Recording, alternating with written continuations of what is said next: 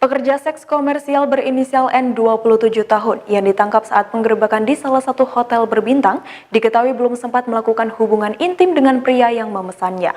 Kabid Humas Polda Sumbar mengatakan bahwa PSK tersebut dalam keadaan telanjang saat digerebek oleh jajaran timnya. Dikutip dari Kompas.com, hal tersebut disampaikan oleh Kabid Humas Polda Sumatera Barat, Kombes Stefanus Satake Bayu Setianto saat dihubungi pada Rabu tanggal 5 Februari 2020. Stefanus mengatakan saat digerebek, N dalam kondisi telanjang, namun belum terjadi hubungan intim. Disebutkan pula bahwa dalam penggerebekan itu, polisi mengamankan sejumlah barang bukti. Barang bukti tersebut salah satunya adalah uang tunai senilai Rp750.000 dan alat kontrasepsi yang masih baru belum terpakai. Diberitakan sebelumnya, polisi menetapkan tersangka terhadap N dan sang muncikari berinisial AS yang ditangkap di sebuah hotel di Padang, Sumatera Barat. Penetapan tersangka terhadap keduanya berdasarkan hasil penyidikan N meminta AS untuk mencarikan pelanggan. PSK itu disebut bahwa ia telah mengeksploitasi dirinya sendiri melalui aplikasi tersebut. Selain itu, penyidik juga telah memeriksa ahli ITE, ahli bahasa dan juga ahli pidana.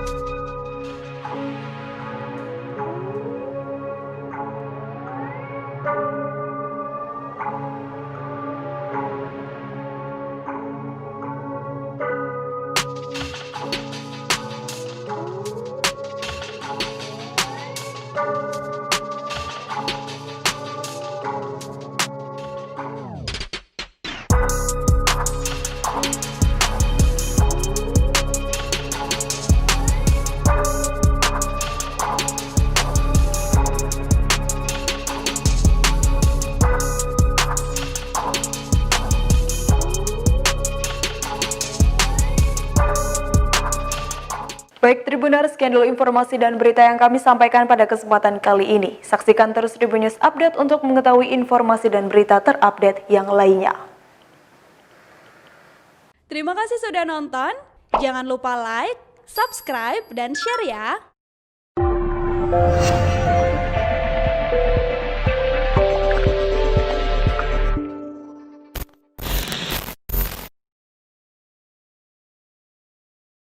Oke, jadi dari tadi kan kita udah nonton video yang bakalan kita komentarin ini tentang pelecehan atau penggerebekan PSK yang dilakukan oleh DPR yang ada di Padang. Jadi kasusnya ini itu menceritakan bahwa seorang anggota DPR yang bernama Andri Rosiade melakukan penggerebekan terhadap prostitusi online. Jadi di sini itu menjelaskan bahwa dia itu pertamanya ada kegiatan di Padang, terus dia mesen kamar, lalu terus dia tuh pengen menjebak seorang PSK yang bakalan melakukan pekerjaannya, dan dia tuh ngasih kamarnya dia untuk dijadiin tempat prostitusi karena bukti di sana itu ada bahwa pemesan kamar itu atas nama dia dan kamarnya itu yang digunakan tuh kamar atas nama dia juga.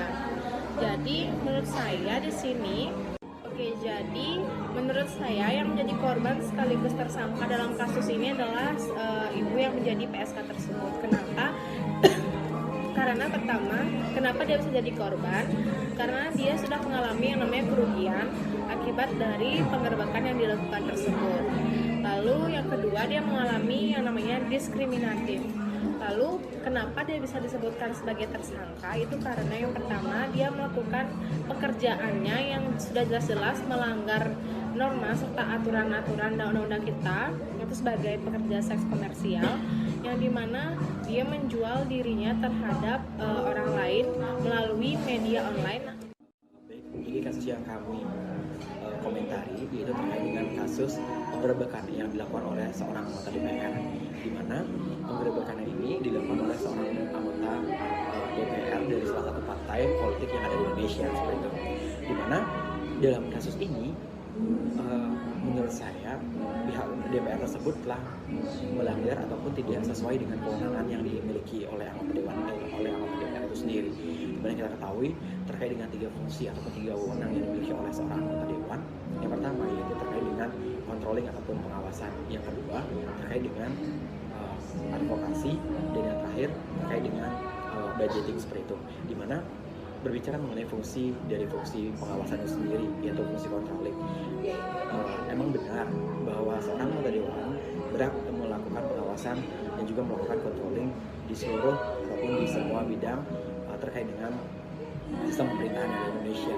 Tetapi pada kasus ini terkait dengan proses penggerebekan, menurut kami tidak sesuai, karena yang harusnya melakukan ataupun yang langsung melakukan penggerebekan tersebut dan melakukan investigasi serta penyelidikan adalah dari pihak polisi itu sendiri. Sehingga dalam hal ini pihak anggota dewan tersebut menyalahi aturan ataupun menyalahi wewenang yang seharusnya dijalankan seperti itu, dan tidak adanya kesesuaian dalam pengambilan suatu tindakan tersebut, yang dimana yang kami ketahui bahwa yang memiliki wewenang untuk melakukan penyelidikan dan penggerebekan tersebut adalah pihak kepolisian, sehingga disinilah terjadinya suatu hal yang tidak sesuai dengan aturan ataupun norma yang berlaku, yang dimana seharusnya yang terlibat ataupun yang melakukan suatu tindakan ini adalah dari pihak kepolisian, tapi malah pihak anggota dewan lah yang melakukan hal ini seperti itu.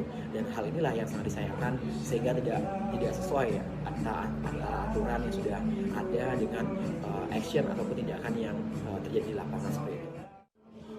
Jadi pada kasus yang kita bahas kali ini, menurut kelompok kami, di sini yang menjadi korban dari kasus ini adalah PSK-nya, di mana PSK tersebut dijebak oleh anggota DPR demi kepentingannya dia untuk membuktikan bahwa di Padang tersebut ada prostitusi. Kemudian menurut saya untuk membuktikan ada prostitusi online ini tidak harus dengan cara menggerebek. Itu tuh merupakan hal yang sangat merendahkan harkat dan martabat perempuan. Menurut saya hal tersebut, untuk mengetahui apakah benar terjadi prostitusi tersebut bisa dibuktikan dengan cara penelitian yang tidak menimbulkan kejadian sensasional di masyarakat, karena hal tersebut sangat mempermalukan bagi perempuan dan hal tersebut sangat mendiskriminasi hak-hak perempuan tersebut. Saya yang menjadi korban dalam kasus ini yaitu seorang PSK tersebut. Kenapa dia bisa menjadi korban? Karena dia secara tidak langsung dijebak oleh oknum PSK, oleh oknum DPR, yang dimana seharusnya oknum DPR tersebut tidak boleh melakukan penggerebekan. Namun yang seharusnya dapat melakukan penggerebekan tersebut adalah seorang polisi atau Satpol PP. Baik, yang pokoknya yang ingin saya tekankan di sini yaitu berkaitan dengan pelanggaran fungsi ataupun wewenang dilakukan oleh anggota dewan itu sendiri. Karena yang kita ketahui, seorang anggota dewan memiliki beberapa fungsi, yaitu antara lain fungsi legislasi, budgeting, advokasi, dan fungsi pengawasannya itu sendiri. Tetapi di sini yang semestinya melakukan penggerebekan terhadap PSK tersebut adalah seorang kepolisian yang sudah memiliki wewenang dan kewajibannya dalam hal tersebut. Tetapi di sini terjadinya penyalahgunaan kekuasaan dan juga wewenang yang dilakukan oleh anggota dewan itu sendiri, sehingga disinilah dalam faktanya bahwa tindakan yang dilakukan oleh anggota dewan ini tidak sesuai dengan apa yang seharusnya dan apa yang menjadi fungsi dan juga tugas wewenang dari anggota dewan itu sendiri seperti itu. Jadi di sini adanya penyelewengan dari fungsi-fungsi yang harus dilakukan oleh anggota dewan itu sendiri seperti itu. Dan juga dalam kasus ini kita tahu sendiri kalau PSK itu sebagai pelaku sekaligus menjadi korban. Hak-hak yang dilanggar itu sebagai korban adalah yang pertama, DPR ini mengajak pers, jadi identitas PSK tersebut diketahui oleh masyarakat luas, dan itu sangat melanggar hak-hak dari korban, dan sekaligus sebagai seorang wanita martabatnya juga dilecehkan. Jadi saya sedikit menambahkan, jadi juga PSK ini juga menjadi tersangka. Kenapa dia jadi tersangka? Itu karena kita ketahui bahwa PSK itu kan dilarang di Indonesia dan dan itu merupakan pekerjaan yang pelanggaran asusila seperti itu. Pertama, kenapa saudara milih korban?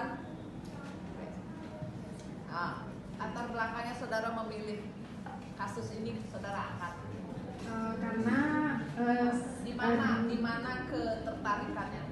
ketertarikannya itu ada di DPR-nya tuh. Jadi kita melihat bahwa DPR-nya itu dia mau mengangkat namanya. Kalau dari sisi kami, kita menilai bahwa DPR itu mau mencari nama dengan cara melakukan penggerebekan. Namun seharusnya penggerebekan tersebut tidak boleh dilakukan oleh seorang DPR. Oke. Terus dikaitkan dengan perlindungan saksi dan korban.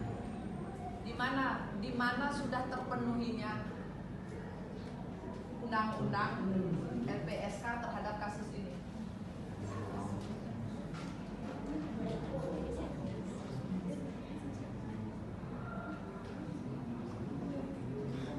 Korban bisa dipakai nggak untuk memberikan perlindungan terhadap korban di undang-undang LPSK?